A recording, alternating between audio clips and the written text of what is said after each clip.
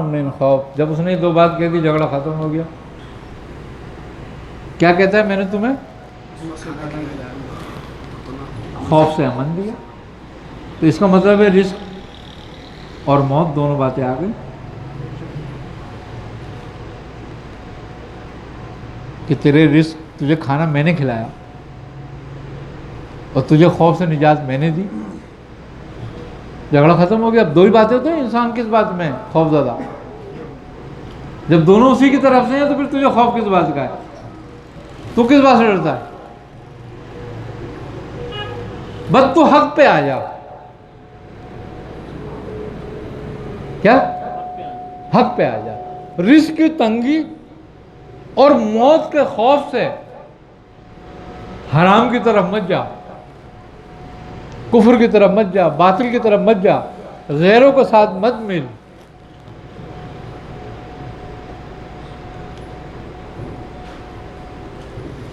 درخت نے آری سے پوچھا،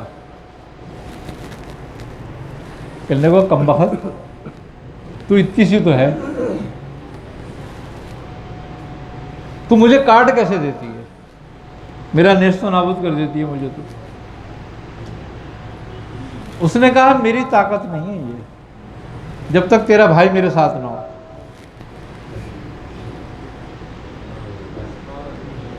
آری میں دستہ کائے کا ہوتا ہے؟ اصل آری ہوتی ہے، دستہ ہوتا ہے. اصل کام تو دستہ کر رہا ہوتا ہے کہ اس کو سہارا دیے ہوئے چلنے پر. ورنہ خالی دستہ تو کوئی درخت کاٹے خالی آری سے.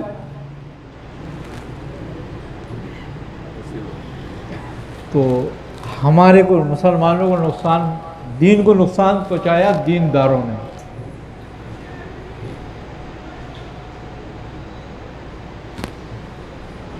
آری کے ساتھ مل کے.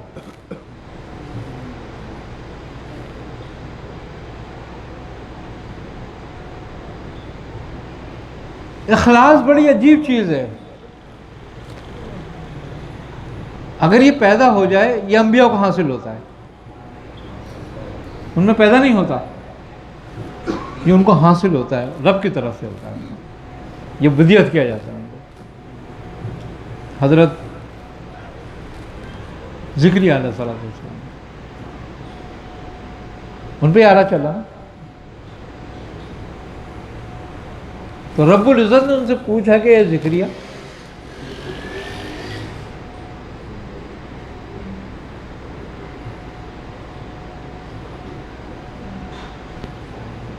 تجھے تیری زندگی میں کس چیز میں لذت تھی رہی اور تو کون سی لذت تلاش کرتا ہے؟ آپ نے فرمایا اے میرے رب، جو تیرے راستے میں میرے اوپر آرا چلا تھا اس کی لذت تھی بس. اور میں وہی چاہتا ہوں کہ میرے سر پہ چلے، اور میں چاہتا ہوں کہ قیامت تک میرے سر پہ چلتا رہے وہ آرا.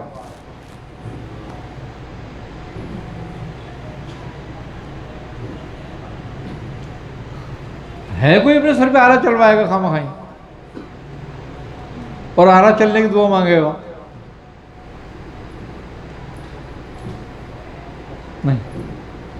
اخلاص تھا اس وقت حاصل ہوا تھا. اخلاص پوری طریقے سے کمال، اخلاص کا کمال نظر آیا تھا آپ کو کہ اخلاص کا لذت کیا ہے.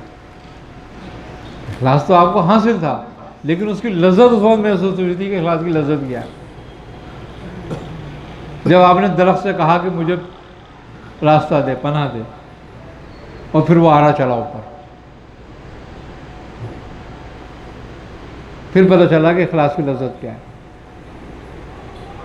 سالکین کو بھی یہ دور آتا ہے اور کیسے آتا ہے؟ دیکھو سالکین جو ہوتے ہیں وہ انبیاء کے قدم پر ہوتے ہیں. جو سالک جس نبی کے قدم پر ہوتا ہے اس کی زندگی کے حالات اس پر وارد ہوتے ہیں اور اس کی زندگی کی مشکلیں اس کے سامنے آتی ہیں اور اس کی زندگی میں داخل ہو جاتی ہیں اور وہ اس طریقے سے گزارا کرتا ہے.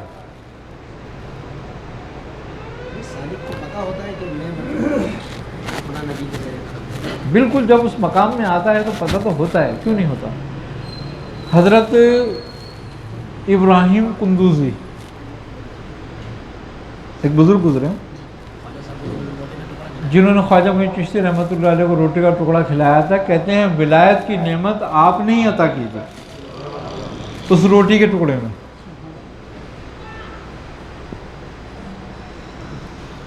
ان کا عجیب واقعہ تھا.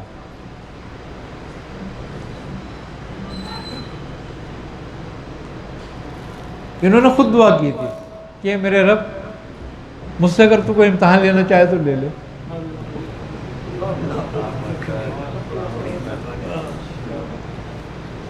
تو ان کی ولایت حضرت ایوب علیہ السلام کے قدم پر تھی، اس لیے دعا مانگی تھی. آپ کے پورے جسم میں کوڑ ہو گیا تھا اور کیڑے پڑ گئے تھے پورے بدن میں. تو شہر والے آپ کو شہر میں داخل نہیں ہونے دیتے تھے، پتھر مارتے تھے آپ کو. تو آپ شہر سے باہر رہا کرتے تھے، آبادی سے. اور آبادی سے باہر ایک باغ تھا، وہاں آپ کی ملاقات خواجہ معین چشتی سے ہوئی تھی جب بچے تھے آپ. وہیں آپ نے روٹی کا ٹکڑا کھلایا تھا آپ کو اور اپنی نعمت آپ کو عطا فرمائی تھی. جیسے پتہ تو وہ تب چلے گا انسان کو جب وہ کسی مقام میں آئے گا، لیکن یہاں شروع میں نہیں پتہ چلتا. دیکھو ہمارے یہاں شروع میں تو ہر آدمی اطاعت شریعت اور رسول خدا صلی اللہ علیہ وسلم کی میں ہوتا ہے. جب وہ اس پر مستقیم ہو جاتا ہے، استقامت حاصل ہو جاتی ہے اس کو، تو یہ سلوک کا پہلا درجہ ہوتا ہے. اب جب اس کو استقامت حاصل ہوتی ہے اور وہ جب سلوک کے اس استقامت میں 10 درجے طے کر لیتا ہے تو پھر اس کو مانگا جاتا ہے. کیا؟ ہاں. پھر اس کو نبی کا قدم دیا جاتا ہے. کسی کو حضرت ابراہیم کے قدم پر، کسی کو حضرت موسیٰ کے قدم پر، کسی کو حضرت ایوب کے قدم پر، کسی کو حضرت سلیمان کے قدم پر، کسی کو حضرت داؤد علیہ السلام کے قدم پر. پھر اس میں وہ صفات پیدا ہونا شروع ہو جاتی ہیں. اور جب وہ 20-21 مقامات طے کر لیتا ہے تو وہ صفات عود کرتی ہیں اس میں. پھر اس کو احساس ہونے لگتا ہے. جب وہ سلوک کے کمال کو پہنچتا ہے، 70 درجہ کمال کا ہے، جب وہ اس کی کمال کو پہنچتا ہے تو پھر اس کو پکا یقین ہوتا ہے کہ میں کس مقام میں ہوں اور میں کس قدم پر ہوں. اب وہ اس قدم سے نکلنا اس کی اپنی طاقت نہیں ہے، داخل ہونا بھی اس کی طاقت نہیں ہے. یہ جو مانگتے ہیں یہ انبیاء ہی مانگتے ہیں، انبیاء ہی مانگتے ہیں. اور ایک بڑا سلسلہ ہے اس بات پر کہ اس کی روح کس وقت کس گروہ میں تھی. عالم ارواح میں سسٹم پھر وہیں سے چلتا ہے نا عالم ارواح میں. جیسے ہم لوگ تو کیونکہ آپ صلی اللہ علیہ وسلم کی ہم امتی ہے تو ہمیں تو اسی میں ہے کہ ہم لوگ ہمارا اگر لوگ ہو تو محمد ہی ایسا، لیکن ان کے چاہنے سے سب کا خیال ہے، سب کا درود، سب کا دل، سب کی دعا یہی ہوتی ہے. آئی نا سمجھ. اچھا انبیاء کس کی امت میں سے تھے؟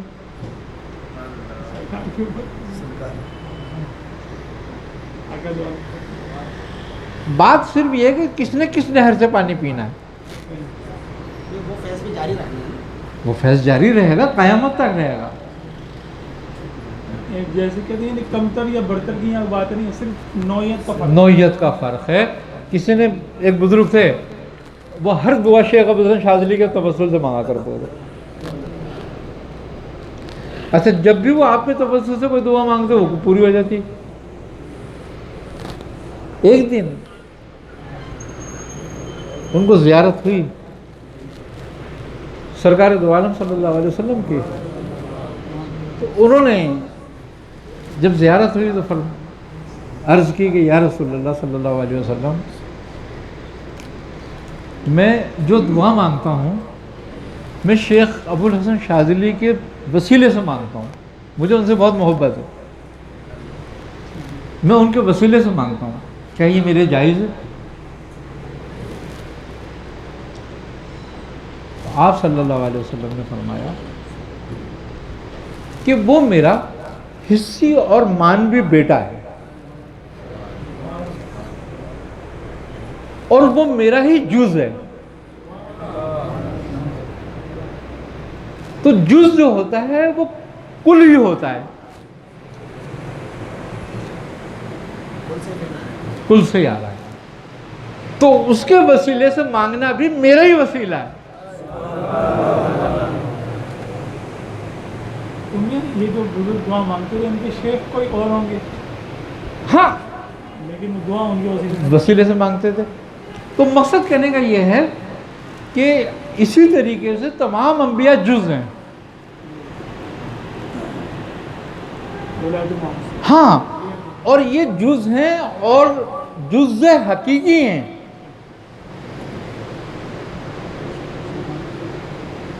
آئی نا سمجھ بات؟ اب وہ جز حقیقی جو ہیں، اگر ان میں سے کسی ایک نبی کے بارے میں بھی تمہارے دل میں شکوک پیدا ہو جائے، تمہارا ایمان زائل ہو جاتا ہے. کیوں؟ کہ وہ جز حقیقی ہی جز کلی سے ملتا ہے جاتا ہے، اور وہ بد اعتمادی جز کلی کی ہے، جز حقیقی کی نہیں. اس لیے تمہیں ضرورت ہے کہ تم ہر انبیاء پہ ایمان لاؤ.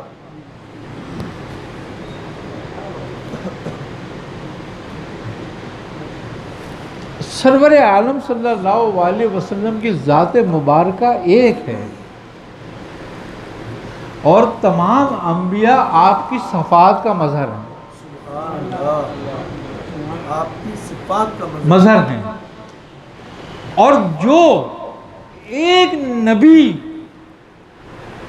کبھی انکار کرتا ہے یا اس پر شبہ کرتا ہے، وہ آپ کی ایک صفات سے انکار کر رہا ہے، اور کسی ایک صفات سے انکار کرنا ذات سے انکار کرنا ہے، اور وہ کافر ہو جانا ہے اس کا.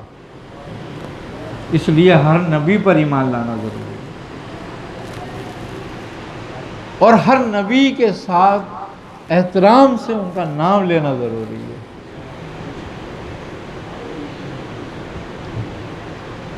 آئی نا سمجھ بات؟ کیونکہ کی نبوت حقیقی ہے، اس کی ولایت مانوی ہے، اور اصل جو ہے اس کی ولایت ہی ہے. نبی کی ولایت قائم رہتی ہے، نبی کی نبوت ختم ہو جاتی ہے. ولایت نبوت سے افضل ہے. نبی کی نبوت دور میں رہتی ہے، اس کے دور میں رہتی ہے، اس کے بعد ختم ہو جاتی ہے. وہ وہاں منسوخ کر دی جاتی ہے، اس کے بعد اس کو وہیں قائم کر دیا جاتا ہے، وہ ٹھہرا دی جاتی ہے. لیکن ولایت نہیں ٹھہرائی جاتی، اس کی ولایت ہمیشہ قائم رہتی ہے. اسی لیے قیامت تک چلتی رہے گی، اور ولی انبیاء کے قدم پر آتے رہیں گے. یا منسوخ ہونے سے مراد شریعت کا وہ ہے، شریعت کا. کیونکہ بعض لوگ اس پہ یوں سمجھتے ہیں، کیونکہ اس پر بات ہے کہ نبی ظاہری معنوں پہ ظاہری معنوں پہ لیں گے تو معاملہ نبی کی نبوت ختم نہیں ہو جاتی، جی لوگ یہ سمجھیں. اس کی شریعت کو منسوخ کر کے ٹھہرا دیا جاتا ہے، پھر اس سے آگے آنے والے کی شریعت قائم کی جاتی ہے. یعنی ان کی ذات سے ظاہر نہیں ہوتی. ان کی ذات سے تو کبھی ظاہر نہیں ہوگی، اس کو تو اللہ نے دی ہے. وہ تو نعمت ہے، نعمت اللہ کی دی ہوئی ظاہر ہوتی ہے کیا؟ اور وہ نعمت بھی نہیں ہے، نعمت کبریٰ ہے. نبوت جو ہے وہ نعمت کبریٰ ہے، اور اس کی تو نعمت زائل نہیں ہوتی، تو نعمت کبریٰ کیسے زائل ہو جائے گی؟ تو اس کی شریعت کے مطابق منسوخ ہو جاتی ہے، اس وقت روک دی جاتی ہے. اب جیسے قرآن میں بہت سی آیتیں منسوخ ہیں، لیکن نکال دی قرآن سے، اس کو پڑھتے نہیں ہو، اس پہ عمل نہیں کرتے ہو.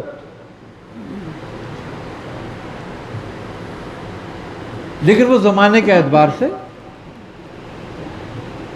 ان کا اثر جو ان پر عمل کرنا ہے وہ نہیں ہے، اس کا ثواب باقی. یہی حال نبی کی نبوت کا ایسے ہی لوگوں کے لیے قابل عمل نہیں ہے. لوگوں کے لیے قابل عمل نہیں ہے. اگر لوگوں کے لیے قابل عمل رہتے تو پھر کوئی کافر نہیں ہوتا، سارے امتیں اپنے اپنے نبی پر ہوتی.